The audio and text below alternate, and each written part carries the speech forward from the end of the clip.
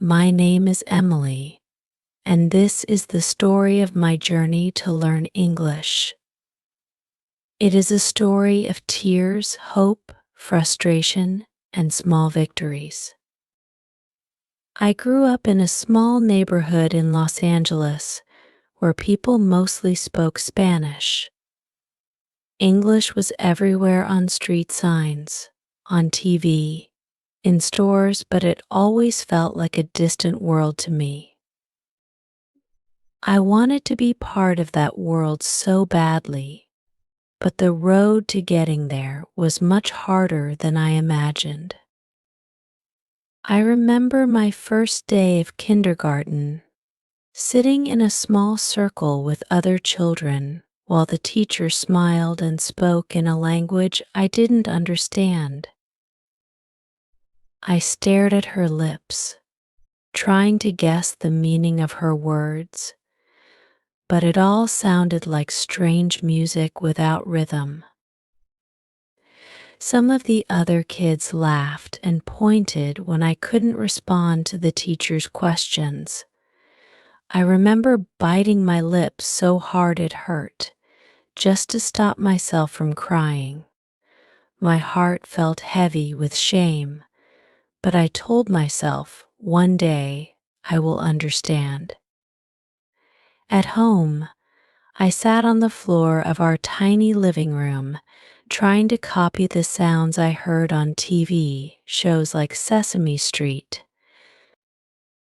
My mom would sit next to me, gently stroking my hair, whispering, "It's okay, Misha." Poco a poco, little by little. But it didn't feel little. It felt like a mountain too tall to climb. I was only 6, and already I felt like a failure. The next few years were a blur of struggle.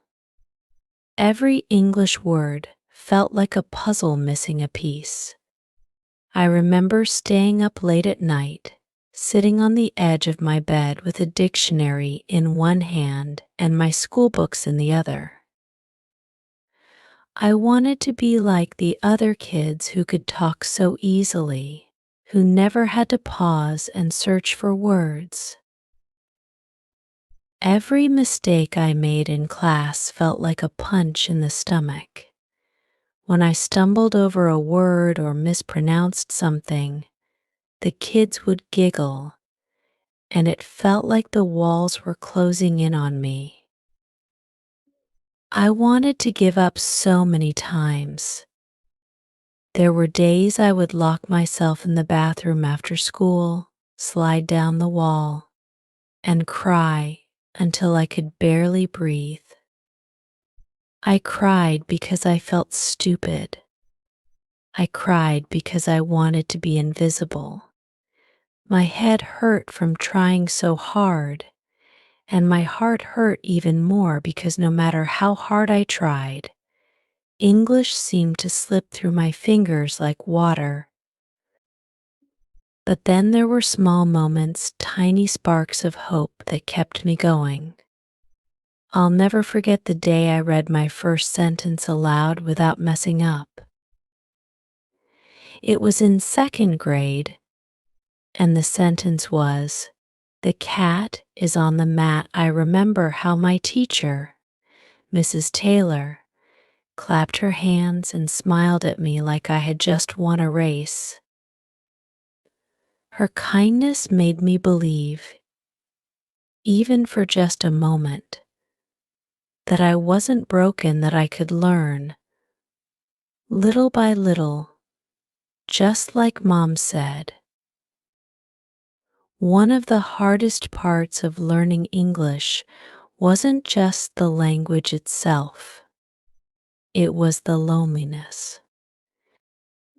I felt like I lived between two worlds, one where everyone spoke Spanish, where I felt safe and understood, and another where everything was in English, where I felt lost and out of place.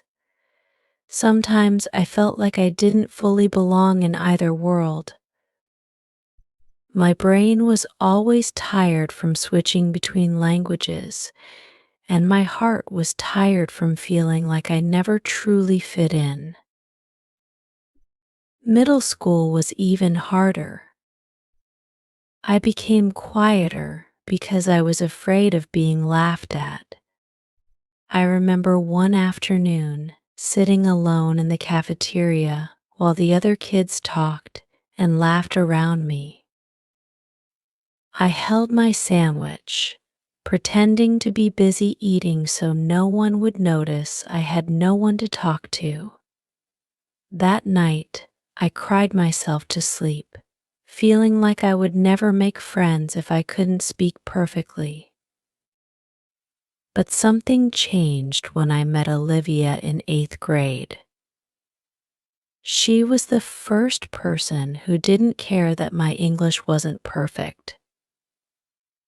"You're doing great," she would tell me whenever I stumbled over a word.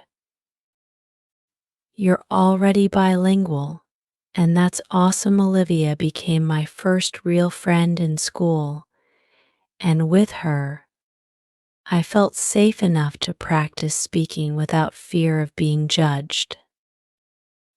High school was a turning point. I signed up for the drama club, hoping it would force me to speak more. It was terrifying at first. I remember standing on stage during auditions, my hands shaking so badly I thought I would drop the script. But as I read my lines awkward and stilted, though they were, the other students didn't laugh. They clapped.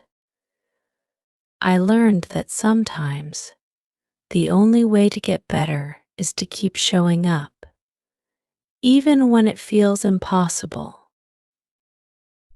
There were still tough days, though. One day during a debate class, I froze in front of the entire class. My mind went blank, and the words felt stuck in my throat. I ran out of the room, tears streaming down my face.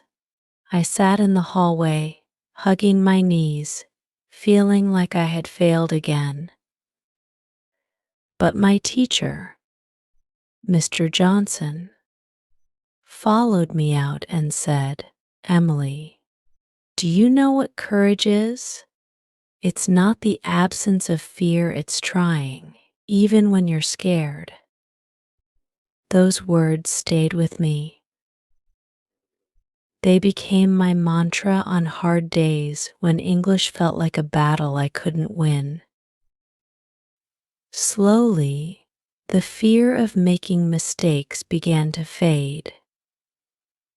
I stopped worrying about sounding perfect and started focusing on communicating. I realized that people cared more about what I was saying than how I was saying it. College was both exciting and terrifying. I chose to major in English literature, something I never thought I'd be brave enough to do. It was like running straight into the storm that had scared me for so long. There were moments of self-doubt, moments when I thought, "What am I doing? This isn't for someone like me." But there were also moments of triumph, like the day I gave a presentation on Shakespeare and realized I had spoken for 20 minutes without once feeling afraid. Looking back, I see that my struggle to learn English wasn't just about mastering a language. It was about learning to be patient with myself. It was about finding strength in moments of failure, about believing in my worth, even when I felt small and unseen. It was about understanding that every tear I cried, every moment of frustration, was part of the journey. To anyone out there struggling to learn English, I want you to know this: it's okay to feel frustrated. It's okay to cry, but don't give up. Every word you learn, every sentence you speak is a victory, and you are not alone. Find people who lift you up, who believe in you even when you don't believe in yourself. Practice a little every day, even when it feels impossible. Celebrate the small wins. And most importantly, be kind to yourself. Learning a new language is like planting a garden. You water it every day, even when you can't see the flowers yet. One day you'll look back and realize that the struggle was worth it. You'll see how far you've come, and you'll know that you are stronger than you ever imagined. Today I work as a teacher, helping other students who are learning English. Every time I see a student's eyes light up when they understand a new word, I remember my own journey. I tell them the same thing Olivia and Mr. Johnson told me: you're doing great. Keep going. You've got this. And with every student I help, I feel a little more grateful for the struggle that brought me here. Because in the end, it wasn't just about learning English, it was about learning to believe in myself. There were times when I thought my struggle would never end. Some nights, the fear of failure would creep into my chest like a heavy weight. I would sit on the floor of my dorm room, staring at the pages of my textbooks, and think, why can't I get this? Why is this still so hard? I cried quietly so my roommate wouldn't hear. I thought maybe I just wasn't smart enough, or that there was something wrong with me. But something beautiful began to happen over time. I realized that learning a language isn't just about the words or grammar. It's about building trust with yourself, trust that it's okay to make mistakes. Trust that progress, even when slow, is still progress. And trust that failure isn't the end of the story, it's just part of the process. I remember one evening when I had to call a local shop to ask about a book one needed for class. I rehearsed what I wanted to say over and over, my hands trembling as I held the phone. But when the person answered, I forgot everything. I stuttered through the conversation, feeling embarrassed with every awkward pause. After I hung up, I burst into tears, thinking I had ruined it. But then I thought, wait, I just made a phone call in English. Even though it was messy, even though it felt like a disaster, I had done it. And that was something worth celebrating. I sat on my bed, wiping my tears, and gave myself a tiny smile. It wasn't perfect, but it was enough.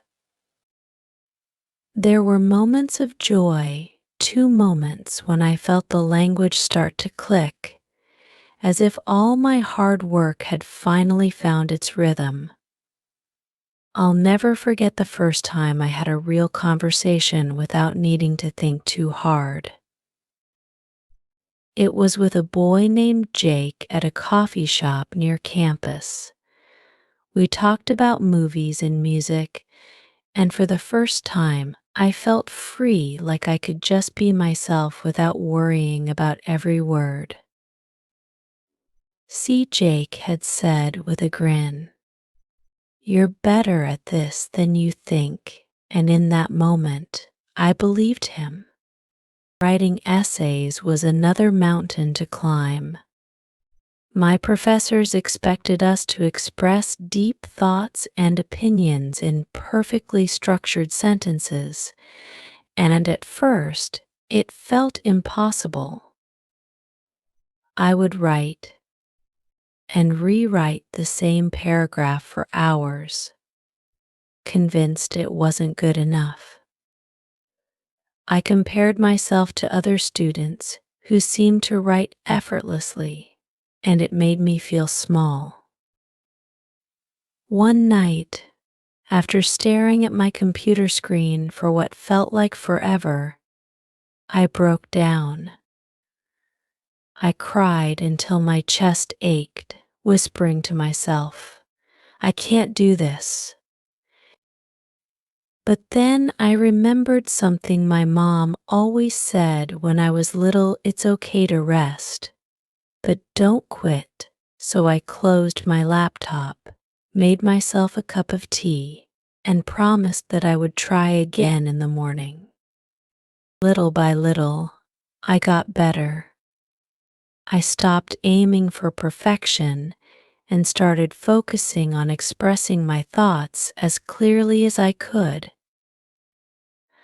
I learned that writing isn't just about using fancy words, it's about being honest and true to yourself. And when I finally got my first A on a paper, I felt like I was floating. I had climbed another part of the mountain, and it felt amazing. But it wasn't just the academic side of learning English that shaped me, it was the way it changed how I saw the world. Through reading novels, watching movies, and talking to people from different backgrounds, I learned that language is more than just a tool for communication. It's a bridge that connects us to others, allowing us to share stories, ideas, and dreams. One of the most powerful moments in my journey came when I went back to my old neighborhood and spoke to a group of young students who were struggling with English, just like I had. I told them my story, the tears, the frustration, the moments I wanted to give up, and I saw their faces soften. Some of them had tears in their eyes, too, and I knew exactly how they felt. "You don't have to be perfect," I told them, my voice steady with emotion. "Just keep going. You're already doing something brave, and one day you'll look back and see how far you've come." As I stood there, I realized something important. My struggle wasn't just a burden, it was a gift. It had made me stronger, more patient, and more compassionate. It had taught me to value progress over perfection and to find beauty in every small step forward. And most of all, it had taught me to believe in myself, even when things felt impossible. Today, I teach English to students from all over the world. Every time one of them learns a new word or finishes a sentence with a proud smile, I feel a little spark of joy inside me, because I know exactly what that moment means. It's not just about learning a word, it's about breaking through fear, building confidence, and finding your voice. And that's the message I want to leave with anyone who is struggling. Your journey is not a race. It's okay to stumble, to cry, and to feel frustrated. But don't give up. Keep practicing, keep trying, and remember that every small step counts. You are not alone. You are stronger than you think. And one day, you'll realize that the struggle you went through was worth it. Because it didn't just teach you a language, it taught you how to believe in yourself. And that is the greatest lesson of all.